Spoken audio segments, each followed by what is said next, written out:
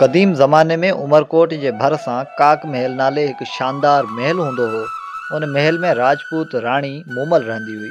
मूमल न रुॻो हसीन हुई पर अक़ल, बहादुरी ऐं चालाकी में बि मशहूरु हुई।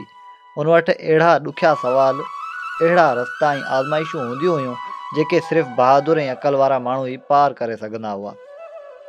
उमरकोट जे पासे ॾाटे इलाइक़े में हिकु बहादुर नौजवान रहंदो हो जंहिंजो नालो राणो मेंदड़ो हो। राणो पंहिंजी बहादुरी, सचाई ऐं ख़ुददारी लाइ सुञातो वेंदो हो। जॾहिं हुन मूमल जे हुस्न ऐं अक़ल जूं ॻाल्हियूं ॿुधियूं त हुन फ़ैसिलो कयो त हू काक महल वञी मूमल सां मिले। राणो केतिरनि ई ॾुखियनि आज़माइशनि खे पार करे काक महल पहुतो। मूमल संदसि हिमत ऐं अक़ल खां मुतासिर थी ॿिन्ही जे विच में सची मोहबत पैदा थी वई। राणो हर राति रेगिस्तान पार करे मूमल वटि ईंदो हो ऐं सुबुह वापसि हलियो वेंदो हो। हिकु राति मूमल मज़ाक़ तौरु पंहिंजी भेण सूमल खे राणे जी जाइ ते सुम्हारे छॾियो। जॾहिं राणो आयो ऐं इहो मंज़रु ॾिठईं त हुन सम्झियो त मूमल बेवफ़ा थी वई आहे। ॾुख ऐं गरूर में अची राणो बिना कुझु पुछण जे वापसि हलियो वियो।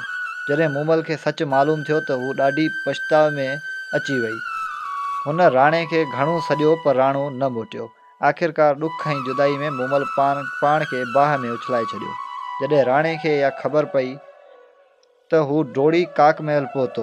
मूमल खे बाहि में ॾिसी हू बि पंहिंजी जान क़ुर्बान करे वेठो। अहिड़ी तरह मूमल ऐं राणो मोहबत जी राह में अमर थी विया।